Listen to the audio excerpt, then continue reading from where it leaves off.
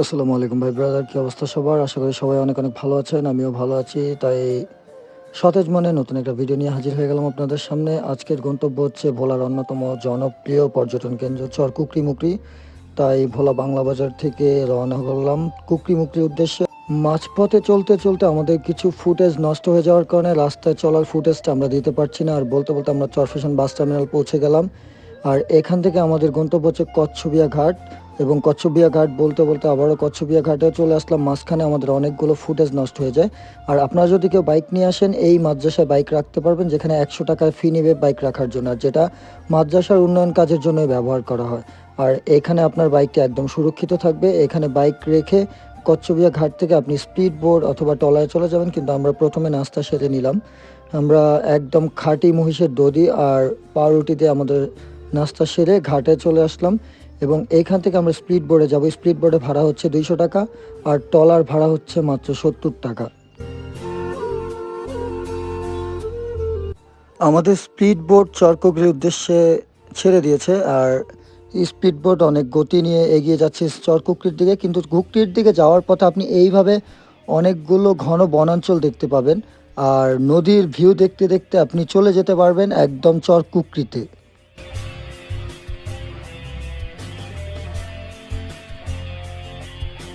আর আপনি যখনই বড় নদী থেকে ছোট খালগুলোর মধ্যে প্রবেশ করবেন, আর এই ছোট খালগুলোর মধ্যে প্রবেশ করার সাথে সাথেই আপনার মনে একটা ফিল চলে আসবে যে আপনি হয়তো সুন্দরবনের বুক চিরে এগিয়ে যাচ্ছেন। কারণ দুই পাশে কেওড়া বন আর মাঝখান দিয়ে বয়ে গেছে এই ছোট খালগুলো।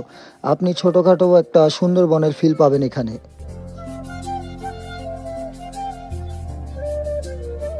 আর এই সুন্দরবন উপভোগ করতে করতে আমরা চলে এসেছি চরকুকরি ঘাটে। আর এটা হচ্ছে চরকুকরি ঘাট। এখান থেকে আমরা যাব ডাকাতিয়ার খাল, কারণ সেখানে হচ্ছে একদম মেঘনা নদীর সাইডটা। তাই অটো নিয়ে আমরা দুজন উদ্দেশ্য ডাকাতিয়ার খাল। সেখান থেকে আমরা চলে যাব একদম বিচের সাইডে।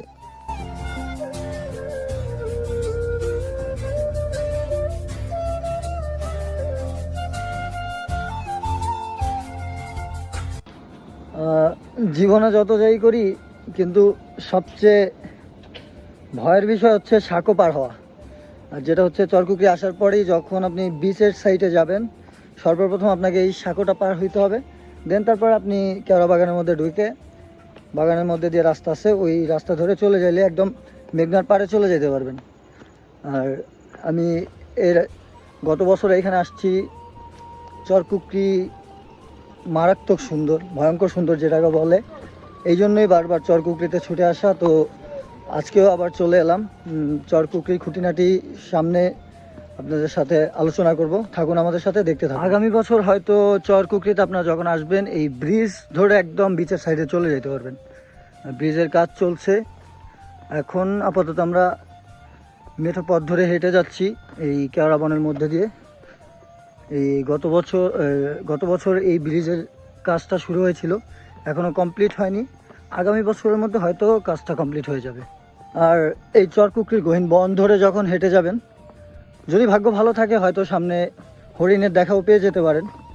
ভাগ্য খারাপ হলে কিছুই করার নেই। আর শীতের মৌসুমে হরিণ সচরাচর দেখা যায় চরকুকরিতে। তো দেখি আমাদের ভাগ্যে কি লেখা আছে, হরিণ দেখতে পাই কি না। হরিণের লোভে বারবার চরকুকরিতে ছুটে আসা।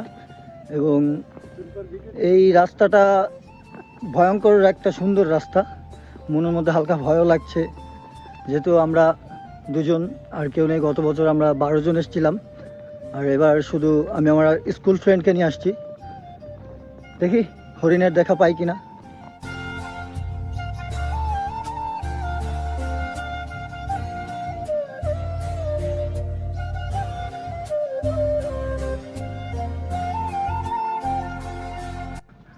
অনেক দূর হাঁটতে হাঁটতে অবশেষে আমরা চলে আসলাম চরকুকরির বিচের সাইড, যেটা হচ্ছে মেঘনার তীরে। খুব কষ্ট হচ্ছে হাঁটতে, কারণ এই মূল গাছের মূলগুলোর মধ্যে দিয়ে হাঁটতে অনেকটা কষ্ট হয়। চলে এলাম চরকুকরির বিচ সাইড। দূরে মেঘনা দেখা যাচ্ছে, ডাক বাংলো। চলেন দেখতে থাকেন, আমাদের সাথেই থাকুন।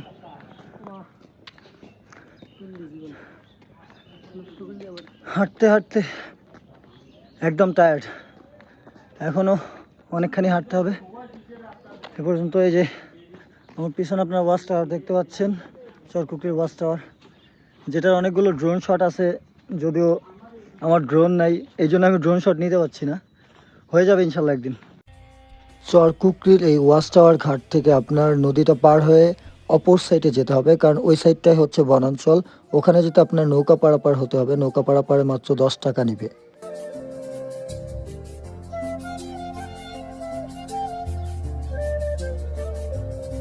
এইখানে আপনি নদী পারাপারের জন্য ছোট ডিঙি নৌকোগুলো পাবেন, আর এখানে সবসময় লোকজন থাকে যারা আপনাদেরকে পারাপার করে দিবে।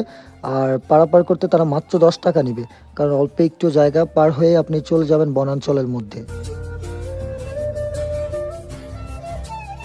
সবুজ বনের বুক চিরে এগিয়ে যাচ্ছি আমরা মেঘনার সাইটে, যেখানে আমরা ক্যাম্প করব। আর যেখানে ক্যাম্প করার সুব্যবস্থা আছে, সেখানেই সবাই ক্যাম্প করে রাত কাটায়। আর চরকুকরির সবচেয়ে সুন্দর জায়গা হচ্ছে এই বিচের সাইডটা, মেঘনার সাইড। দ্বীপরানী ভোলার অন্যতম সুন্দর পর্যটন কেন্দ্র হচ্ছে এই চরকুকরি মুকরি। প্রচুর দর্শনার্থী আসে এখানে। আর এই মনোরম পরিবেশে আসার পরে, মনোমুগ্ধকর পরিবেশ দেখার পরে যে কারো খারাপ মন ভালো হয়ে যেতে বাধ্য। সামনে মেঘনা নদী, এক সাইডে মেঘনা নদী, অন্য সাইডে হচ্ছে বঙ্গোপসাগর। সাগরে খুব ভালো একটা ফিল পাওয়া যায়। আর এটাতে আসার পথে সুন্দরবনেরও ফিল পাওয়া যায়।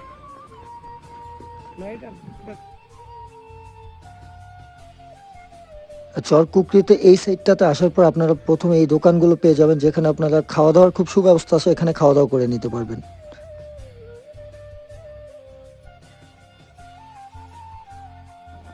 চরকুকরিতে আসার পরেই পাখির কিচিরমিচির ডাক, মেঘনা নদীতে জেলেদের নৌকার শব্দ, এক কথায় জায়গাটা একদম মনোরম। আর মনটাও ভরে গেল এখানে আসার পরে। তো দেখি এখানে একটা তাঁবু নিব আমরা, নিয়ে দুজন, আমরা যেহেতু দুজন আসছি, একটা তাঁবু নিয়ে দুজন থাকবো। চারপাশটা একটু দেখেন।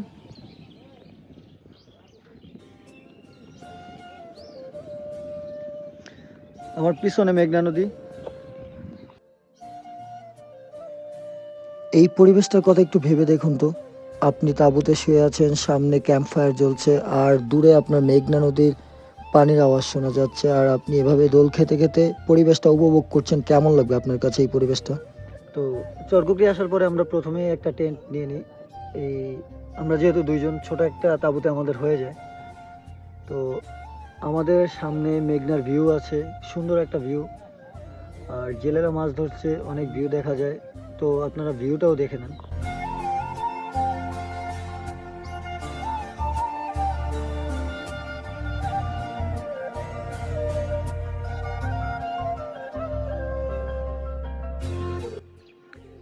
এখানে আসার পরে সব পর্যটক যারা আসে তারা সবাই এখান থেকে তাঁবু করে নেয়, তাঁবু ভাড়া নিয়ে নেয়। কেউ আবার নিজের প্রাইভেট তাঁবু নিয়ে আসে। আপনি চাইলে আপনার প্রাইভেটভাবে তাঁবু নিয়ে আসতে পারেন, কোনো প্রবলেম হবে না। আর এখানে তাঁবু ভাড়া হচ্ছে আপনার ছোটোটা পার পারসন 200 টাকা করে। আপনারা যতজন থাকেন পার পারসন 200 টাকা। আর এই পরিবেশটা আসলেই ভয়ঙ্কর সুন্দর। যদি আমার ড্রোন থাকতো, কিছু ড্রোন শট নেওয়া যেত, তাহলে হয়তো এই পরিবেশটা আপনাদের সামনে আরও ভালো করে তুলে ধরতে পারতাম। যদিও আমার এখন পর্যন্ত ড্রোন নাই। আশা করি ইনশাল্লাহ কিছুদিনের মধ্যে আমার ড্রোন হয়ে যাবে এবং সুন্দর সুন্দর কিছু ড্রোন শট আপনাদের মাঝখানে উপস্থাপন করতে পারবো। তো কুকরিতে আসার পরে আমাদের প্ল্যান হচ্ছে রাতে আমরা বারবিকিউ করব। বারবিকিউ করার জন্য সর্বপ্রথম যা যা দরকার সব কিছুই নেওয়া হয়েছে, কিন্তু এখন আগুন জ্বালানোর জন্য লার্কির খুব প্রয়োজন। তো লার্কি খোঁজার জন্য বনের গহীনে ঢোকা, লার্কি খুঁজি। যেহেতু বারবিকিউ করার প্ল্যান করছি, সেটা করতেই হবে। এখন প্রায় বিকাল 4টা বাজে, একটু পরেই সন্ধ্যা নেমে আসবে। তাই যত তাড়াতাড়ি সম্ভব লার্কি নিয়ে আবার ক্যাম্পে চলে যাব। ক্যাম্পে চলে যেতে পারলেই সেফ, কারণ রাতের বেলা দিক হারিয়ে ফেললে অনেকটা ঝামেলা হতে পারে। কারণ এই গহীন বনে একবার আপনি যদি দিক হারিয়ে ফেলেন, খুঁজে পাওয়া, নিজের গন্তব্য খুঁজে পাওয়াটা অনেক কষ্টসাধ্য হয়ে যাবে। তাই যত তাড়াতাড়ি সম্ভব লার্কি খুঁজে আমরা এখান থেকে আবার ক্যাম্পের দিকে রওনা করব। আমরা যদি চরকুকরির গহীন বনে হারিয়েও যাই, আমাদের রেস্কিউ করার মতো মনে হয় না কেউ আছে। তাই যতটা দ্রুত সম্ভব আলো থাকতে থাকতে আমরা এখান থেকে লার্কি খুঁজে ক্যাম্পের উদ্দেশ্যে আবার রওনা করব। কারণ রাতের বেলা আমরা বারবিকিউ করতেই হবে।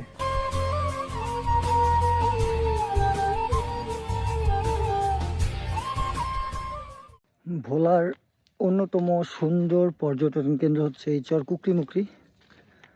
আর এই চর কুকরিমুকরির মধ্যে হাঁটা খুব ডিফিকাল্ট, কারণ এই যে আপনার এই কেওড়া বাগানের মূলগুলো খুব সুচালোভাবে দাঁড়ানো থাকে, এই জন্য সঠিকভাবে হাঁটা যায় না। এই যে আপনার এই গাছের এই মূলগুলোর জন্য সঠিকভাবে বাগানগুলোতে হাঁটা যায় না, তাই হাঁটা অনেকটা কষ্টসাধ্য হয়ে যায়। আর এগুলো পায়ে বিঁধলে অনেকটা ব্যথা করে, তাই হাঁটার সময় অনেকটা সতর্ক থাকতে হবে। এই গহীন বনে হাঁটতে ভালোই লাগছে, একটু ভয় ভয় লাগছে, যেহেতু এত গহীন বন জঙ্গল। আমাদের শহরের ছেলেরা তো সচরাচর এমন একটা বন দেখে না, বা আমাদের সামনে এরকম কিছু পড়ে না, তাই এইসব প্লেসগুলোতে আমাদের একটু ভয়ই লাগে, একটু সতর্ক হয়ে চলতে হয়, কারণ এইসব প্লেস সম্পর্কে আমাদের তেমন একটা জানা নেই, কখন কি হয়ে যায় বলা যায় না, সবসময় সতর্ক থাকাটাই বেটার।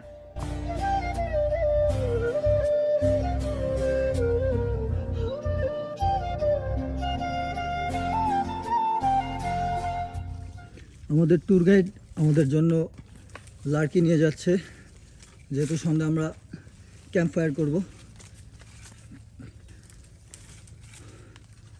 লার্কি খুঁজতে খুঁজতে খুঁজতে একদম বনে খুব গহীনে চলে গেছিলাম।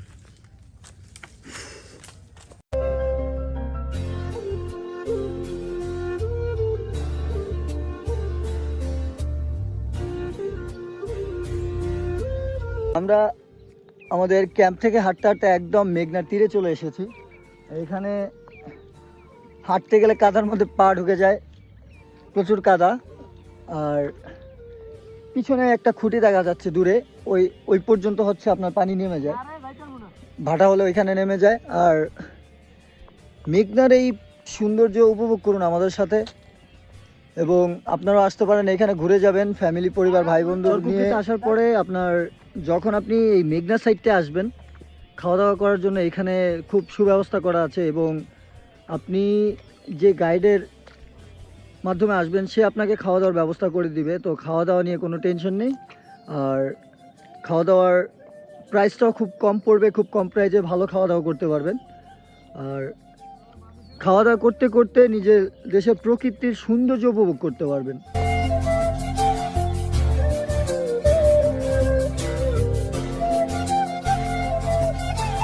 শেষ বিকেলে একটু হাঁটাহাঁটি করার জন্য বের হলাম চরকুকরিতে। যদি ভাগ্য ভালো থাকে হরিণের দেখা পেলেও পেতে পারি, কারণ এখানকার স্থানীয় যারা আছে তারা বলছে এই দিকটা ধরে সামনে এগিয়ে গেলেই হরিণের দেখা পাওয়া যায় সচরাচর।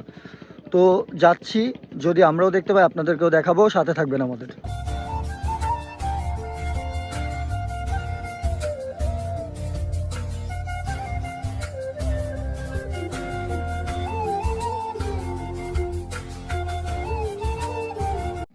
সন্ধ্যা নেমে এসেছে, সূর্য ডুবে গেছে, হালকা হালকা ঠান্ডা অনুভব হচ্ছে, তাই হুডি পরে নিলাম।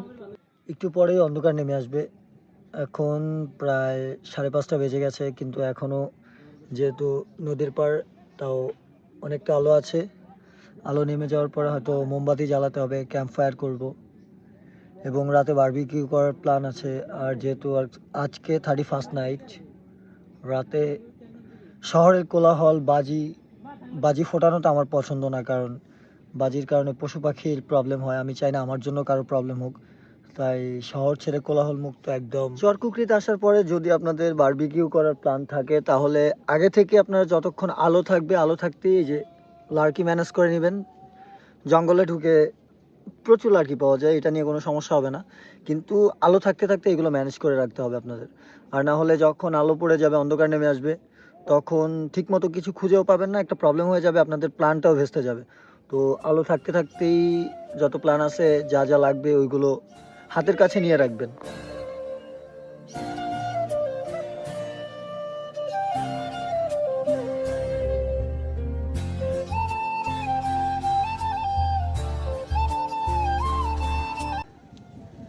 ক্যাম্প ফায়ার জ্বালিয়ে দিয়ে অপেক্ষা করছি আমরা, কখন 12টা বাজবে, নতুন বছর চলে আসবে, নতুন ডেট, নতুন ক্যালেন্ডার, অপেক্ষা করছি। আর কয়লা হয়ে গেলেই আমরা বারবিকিউ করা শুরু করে দেবো, কয়লার জন্য অপেক্ষায় আছি। এদিকে আমরা আগুন জ্বালিয়ে দিয়ে বারবিকিউ করা শুরু করে দিয়েছি। একদিকে বারবিকিউ হচ্ছে, চলেন অন্যদিকে আমরা একটু মিউজিক শুনে আসি।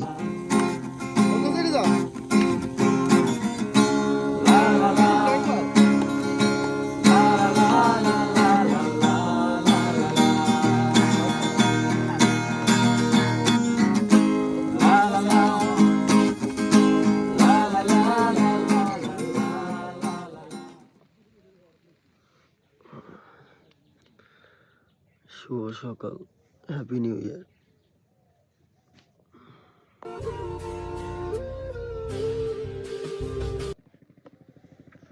গুড মর্নিং, আর সবাইকে নতুন বছরের শুভেচ্ছা। শহর ছেড়ে একদম দক্ষিণ এই অরণ্যে আসার একটাই কারণ হচ্ছে বাজি থেকে দূরে থাকা। বাজি ফাটানো, পটকা ফাটানো, এটা হচ্ছে পশু পাখির জন্য ক্ষতিকর, তাই এখানে চলে আসা, নিরিবিলি একটা সময় কাটানো আর আপনাদের সামনে এই চরের সৌন্দর্যটা তুলে ধরা। তো খুব সকাল সকালে ঘুম থেকে উঠে গেলাম, এখন 6টা বাজে, আর ভোরের ভিউটা আপনাদেরকে দেখাচ্ছি।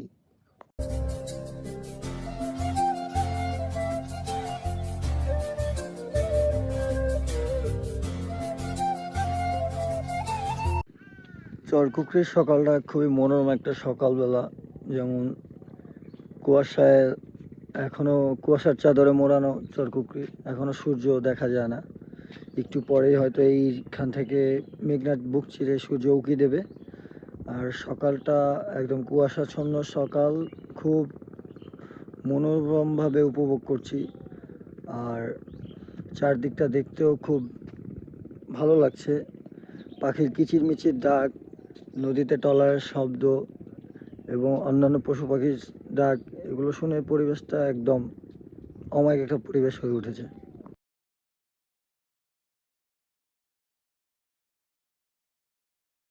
আপনি আপনার ফ্যামিলি, বন্ধু বান্ধব, ভাই ব্রাদার নিয়ে এখানে আসতে পারেন, খুব ভালো একটা সময় কাটবে। প্রকৃতিটাকে উপভোগ করতে পারবেন এবং অনুভব করতে পারবেন এখানে শান্তিময় একটা প্রকৃতি।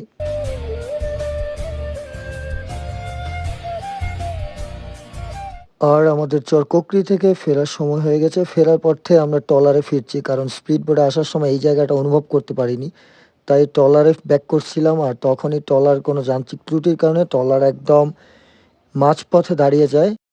একমাত্র হরিণ দেখার নেশায় চরকুকরিতে আবারও আসা, কিন্তু হরিণ যখন দেখেছিলাম তখন ক্যামেরা বন্দি করতে পারিনি। কিন্তু ফেরার পথে একটা বানরের পালকে দেখতে পাই, যারা ট্রলারের শব্দ শুনে পালিয়ে যায়। আর বলতে বলতে আমরা কচ্ছবিয়া ঘাটে চলে আসি। তো আমাদের চরকুকরির ট্যুর শেষ, আজকে ফিরে যাব আবার ভোলা সদরে। উনি হচ্ছেন আমাদের ট্যুর গাইড, যে আমাদের অনেক হেল্প করছে, আমাদের সব কিছু সব জায়গাগুলো ঘুরায় দেখাইছে। আপনার নাম কি?